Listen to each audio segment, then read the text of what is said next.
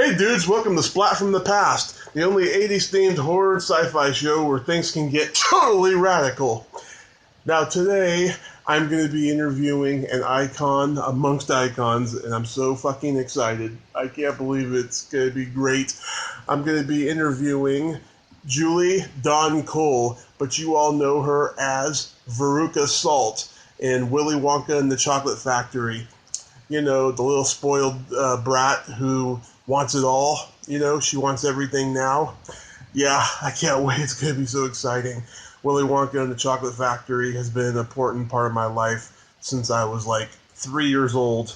And, you know, it's on my, favorite movies of all time lists. And, you know, it's on so many people's favorite movie lists and just, greatest movie of all time in general lists.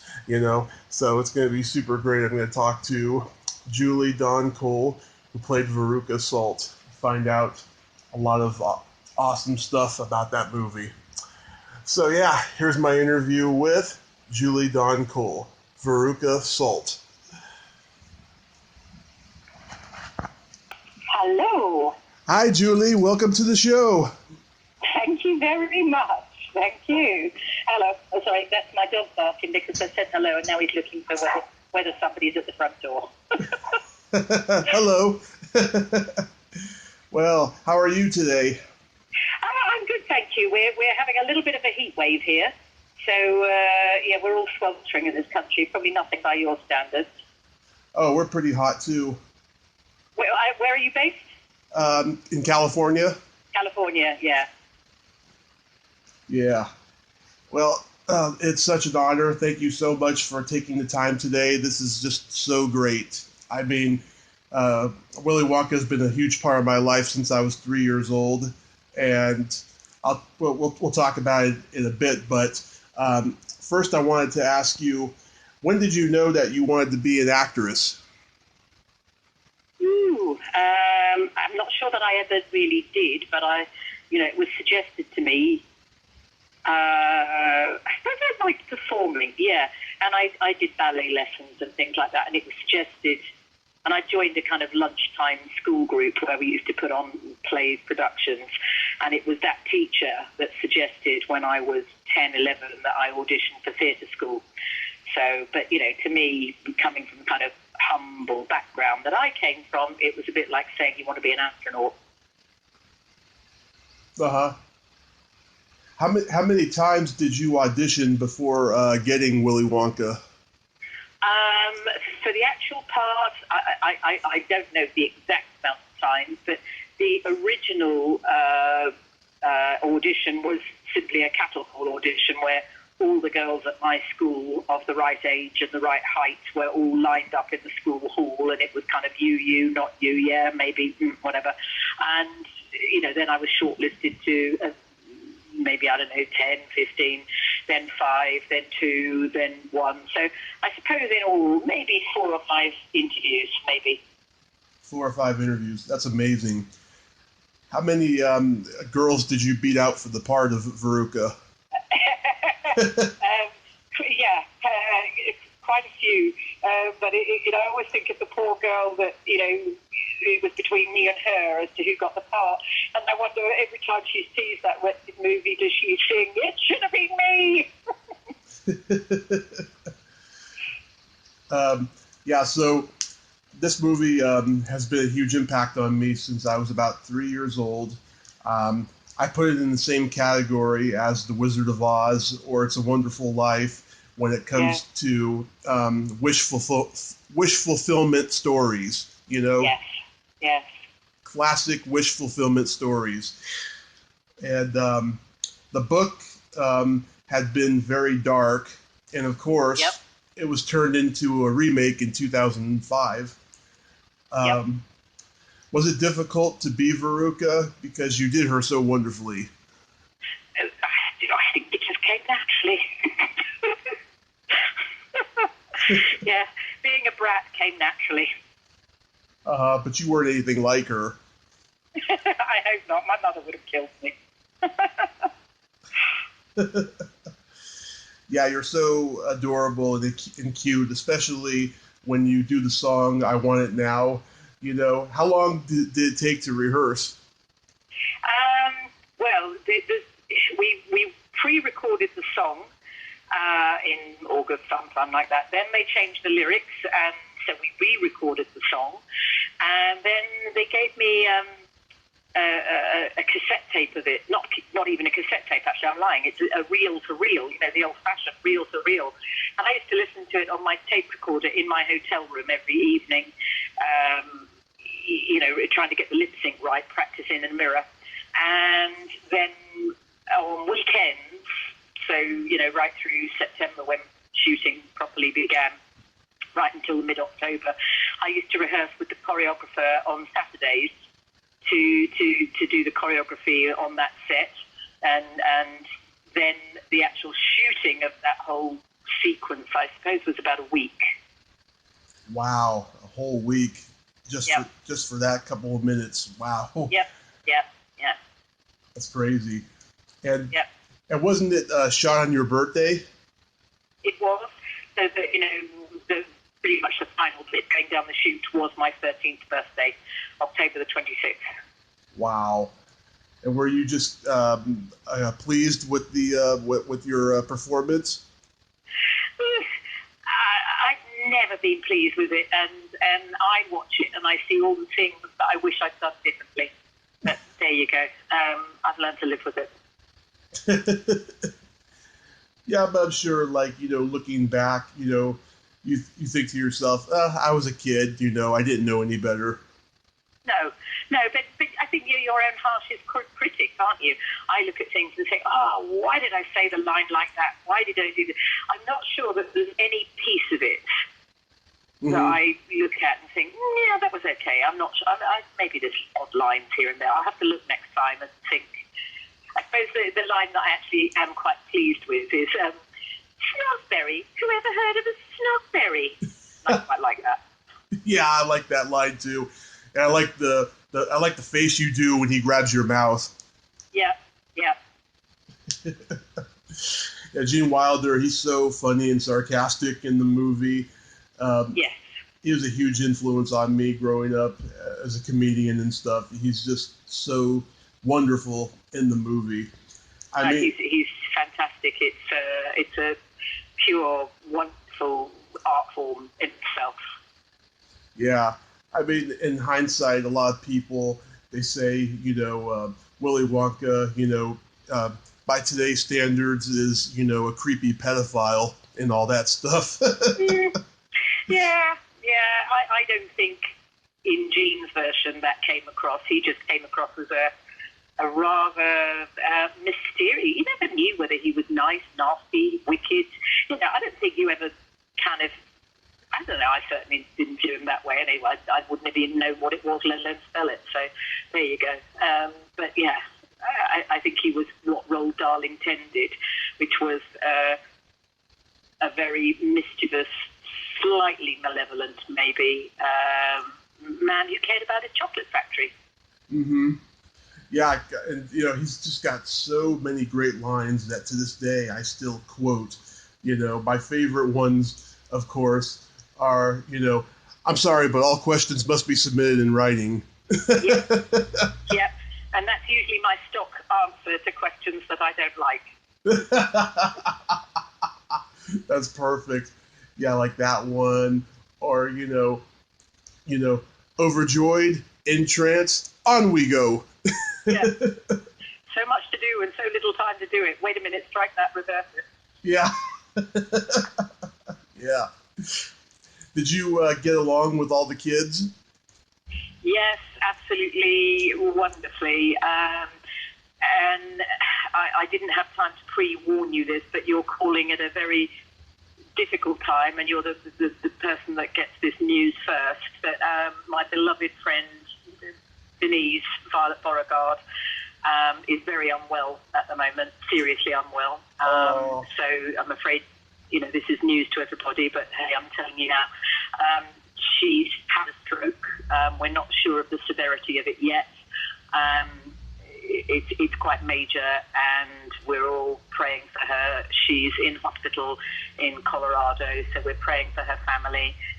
and sending all my love and thoughts to her. She is my sister. Oh my God, that is awful. Oh my God. Yeah. So, shocking news to us all. She's had some health issues for some time, but she had a seizure and she was taken into hospital. She is on a ventilator at the moment.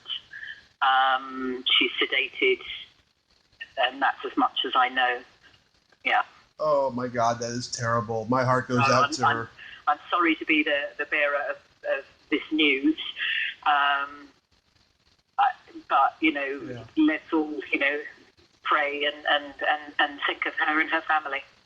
Yeah, I'm glad you told me. Oh my God, that's just terrible. Yeah, because people do ask, and they ask about the relationship of the kids and how we all got along, and we are family. We are family. We all speak to each other. We see each other. I spoke to Denise a week ago. I had Mike TV, Paris Demon, came to stay with me. He's travelling around Europe at the moment. So he and his lovely wife came as my house guests, and we had a fantastic time with them here in Hampshire. And Rusty Bob, one of the main Oompa Loompas, came and joined us. And so the three of us did a conference call to Denise literally last Sunday. So I'm really glad that we did that. She was on good form on the telephone call. I know she's had some health issues. Yeah. She was on good form. That's all I can tell you. Yeah, because I've seen pictures of her in recent times. She looked like she wasn't very healthy. She lost a lot of weight. She got sick, and she just couldn't get the weight back on. And she tried, and she'd got spinal problems, so she was in a great deal of pain and has been in a lot of pain for, I would say, probably the last 5 years. But she is tremendously strong and has battled it.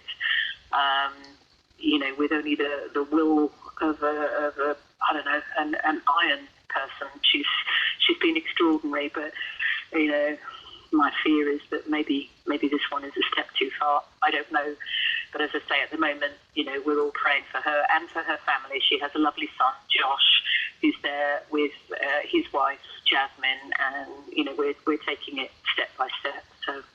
Oh, that's great. Yeah. So I don't want to, bring you all down with this news, but onwards and upwards. So you were asking me about the other children and how we all get on. So yes, if that answers you, Paris Demon was my house guest. Peter Ostrom. We speak, we see each other. I think the last time I saw him was about 6 months ago, something like that.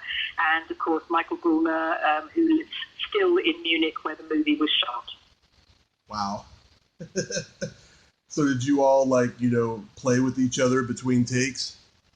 We sort of did, although Michael, Augustus Gloop, didn't speak any English, and he lived locally, so he used to come in and do his scenes, and then he'd be taken home, back home.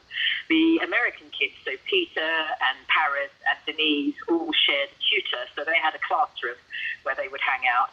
Paris was 2 years younger than the rest of us, 1.5 years, 2 years younger. So he was slightly outside because he was annoying. He was 11 and we were 12, He was irritating like your younger brother, and we were cool kids. And so Peter, Denise and I probably hung out together the most. We stayed in the same hotel. And Denise and I both had a crush on Peter, Charlie Bucket. Oh, that's so cool. That's so cool. Wow. And what was Roy Kinnear like? Roy Kinnear was wonderful. Became my sort of adopted dad on set, if you like. Funny, kind, patient, lovely man. Used to tell me a little poem all the time. It used to make me laugh so much, and I used to make him do it again and again and again and again. And of course, he has his wonderful, talented son, who I saw 3 weeks ago here in the UK, playing Macbeth at the National Theatre. So yeah, his son Rory Kinnear, who people will know from Bond movies and Black Mirror and all sorts of other things. Mm-hmm. And he got famous about 15 years later again when he was in the Mike and the Mechanics music videos where he played their manager. Oh, right. Okay, I wasn't aware of that, but yeah. Yeah, they're pretty funny, especially the video for All I Need Is a Miracle. He's like Mr. Salt. He's just like running around trying to find money to give to the British Mafia. It's so funny. Oh, that's funny. I haven't seen it. I'll have to go and find it. Oh yeah, you'll love it. It's pretty funny.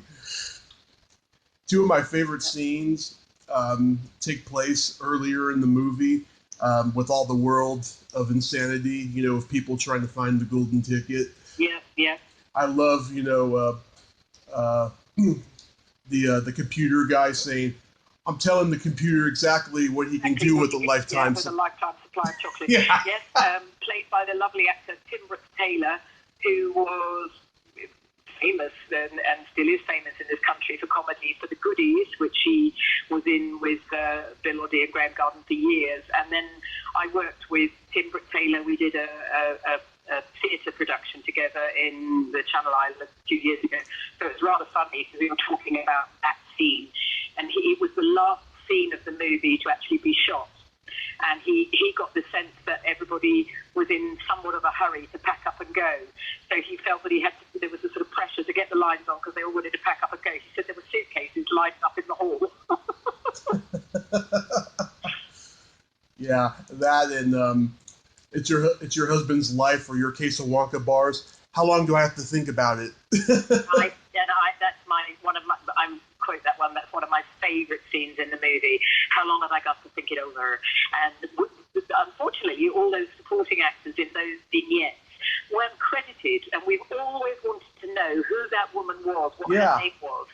So if anybody out there knows who that woman was, please tweet me or something and let me know. You can get me at Real Veruca Salt. I had to be Real Veruca Salt because, hey, there's a band named after me and they got there first. So please, if anybody knows who that wonderful woman was, I would just like to say to her family, God, I think she was amazing. Yeah, I noticed that too. So many actors were uncredited in that movie. No. All those small parts, the auctioneer, the other grandparents, but all those people in those little vignettes were not given any credit. Yeah, the psychiatrist. We don't know who sang the Oompa Loompa song. I don't know who they were. It wasn't our Oompa Loompas. They were brought in to record it. So who were those guys? Mm-hmm. Or the psychiatrist. The psychiatrist, yes. Yeah. Shut up and tell me where the ticket is. Yeah. Yeah, that's another good one. It's just the whole world has just gone mad trying to find that golden ticket. That's right. There was one scene that was recorded and then was cut from the final edit, which was about a guy climbing up to the top of the mountain, and he goes to see the guru at the top of the mountain to seek the meaning of life in Nepal or India or wherever we are, somewhere, Kathmandu. And he reaches the guru and he says, "Oh, guru, please can you tell me the meaning of life?" And the guru says, "Yes, do you have Wonka bars?" And he says, "Yes, here you are, here's my Wonka bar." So the guru takes the Wonka bar greedily and excitedly and opens it up, and there is no ticket in there. And he says to the climber, "Life, the meaning of life is a disappointment." which is like, and that was shot, and they put it in the test version, but it was cut because people thought it was too depressing, because for lots of people, life is a disappointment. Oh, God, that would have been perfect. Yeah. People didn't want to hear that message. They wanted hope. And they never found that footage? No. Don't know where that is. It was shot. Mel Stewart told me the story about Mel Stewart being the director. Told me about the testing and saying, they couldn't understand it, that the audiences hated that part. They groaned when they tested the movie, so they cut it. Wow. That would have been perfect. Yeah. There was another one as well. In fact, sometimes I tweet. I've still got my copy of the script, and sometimes I tweet pages. So I'll find another one. There's another one, I think is a sort of Mexican one or something, but I'll find that and I'll tweet it. So there you go. Now you're going to have to follow me on Twitter. Perfect. Yeah. There's so many great lines, like probably the darkest line Grandpa Joe says is, "Mr. Salt finally got what he wanted. Veruca went first." That's right, yeah. And candy is dandy, but liquor is quicker. Yeah. Yeah. What have you got going on here? Some kind of fun house or something, you said? Why, you having fun? Yeah, love that. The timing was brilliant. Yeah, and how and so that room that's like getting smaller, like how was that done? The little room before we go into the chocolate room actually was a kind of fake room that was painted in a certain way, so it's a trick of the eye. But yes, the little room did effectively get smaller. Yeah, that's so amazing how they did that. Yeah. Wow. Yeah, I just love it. You're all like trying to push each other to get through and stuff, and it's so hard. I love the way that Roy Kinnear's hair on the side is all messed up. Yes. It's so yes, funny. he's looking decidedly disheveled and sweaty. Yeah, that's so funny. Those everlasting gom stoppers, they look like Rubik's cubes. Yeah, I don't think they would have been great to suck, would they, with all those angles on it? It would have been slightly uncomfortable, I think. Yeah. Are they made of rubber? No, they weren't. They were actually made of a kind of plastic thing, like the lid that you have on the top of a takeaway coffee cup. Oh, yeah. So they were very light and, flimsy. Wow. Yeah, my favorite scene that a lot of kids got scared of course, was the tunnel. But I was never. The tunnel, yeah. I was never scared of that. I always thought it was hilarious. Yeah, lots of kids. Yes, they don't like that, and a lot of kids and grown-ups too were rather freaked out by the Oompa Loompas, which we never quite understood because we just saw them as 10 little guys that were all great fun and a bit of a hoot. How was it filmed? Like, did they like were you around like all these screens of stuff being shown? There was very little green screening. It was all there. The very little. A bit when my TV is made smaller, some of that is green screened, but very little. The geese in the Golden Goose Room, they were green screened in and CGI'd in later. But the rest of it was all there. The Oompa Loompas were in makeup every morning at 6 o'clock, getting oranged up. Mm-hmm. And Willy Wonka's scary speech towards the end of that tunnel scene, it reminds me of Jim Morrison. Yeah. I wonder which one came first. I suspect Gene. Definitely Jim Morrison. Yeah. Because he died as the movie was coming out, I think. I wasn't sure of my timeline. Maybe that's where Gene took it from. Yeah. Yeah, because one time my dad was in a karaoke bar and he heard this guy singing the Doors song, The End. Riders on the Storm. Yeah. He told me it reminded him of Willy Wonka in that scene. And I was... Yeah. Maybe that's where he took it from. Gene was a great one for using inspiration. So, yeah, who knows? Never asked him. Yeah, and of course he did it again in Young Frankenstein, the way he just, starts off all mellow and he gets creepier and creepier, and then, his voice is just escalating higher and higher, I think he's a virtuosity performance in how to go from 0 to crazy in 30 seconds. Yeah, and I actually heard that actually influenced the American stand-up comedian Sam Kinison. Right, I don't know him, but yeah.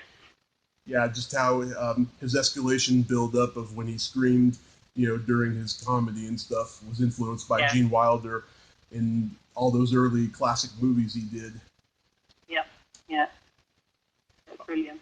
There was an episode of The Simpsons where Homer had a fantasy that he was in the world of chocolate, and he's like, picking up live dogs and like taking a bite out of them and stuff. And like there was a joke that got cut by the censors where he sees a sign called the Hershey Highway. Yep. And that's just like it always made me think, Oh, with the Hershey Highway, the tunnel they were going through in Willy Wonka. Who knows? Who knows? Yeah. Yeah. Now, one thing that always intrigued me about the movie is that it was made by Paramount, but then they sold the rights to Warner Brothers. The other way round. Sorry, no, you're quite right. It was made by Wonka Pictures, released by Paramount, and sold to Warner Brothers. Yeah. So Wonka Pictures back then was a production company, and it was distributed by Paramount. So that was actually the initial release, and then Warner Brothers bought it at some point. I can't remember when they bought it, but yeah. Yeah, I think they bought it early '80s for the home video distribution. Yeah. When video became popular. Yeah. I bet they regret it now. Who? Paramount. Yeah. I bet. Yeah. Warner Brothers say it's one of the biggest. Yeah. So after you did Willy Wonka, you continued acting, but was it difficult to get good roles because you were so identified as Veruca? Well, not so much, because actually when the film came out, it wasn't a huge success at the time. It had a short run, and I think people didn't quite know what to make of it. A lot of critics didn't like it, and it was really with the advent of video and when it was shown on TV at holiday, Thanksgiving and Easter and various other things, that's when the popularity grew. So it actually died away, dwindled away all through the 70s. It wasn't really until the 80s when it sort of started to revive again, and it's this next generation that saw it on TV. Some of those people people I meet now have never seen it on the big screen, so it's very different when you see it on the big screen. But they grew up with it on TV. It's part of their childhood, if you like.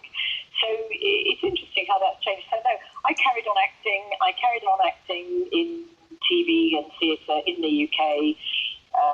Some stuff that you would know, but obviously nothing quite on the scale of Willy Wonka. And then, about 10 years ago now, I completely retired from show business, and I'm now a child psychotherapist. Oh, nice. Which is rather ironic, really. Yeah. Do any of your patients know that you're Veruca? Sometimes they look at me and, sometimes it comes out and they go, were you? Did you? Are you? So, it's quite fun when I talk to children. It gives me something to talk about. So, yeah.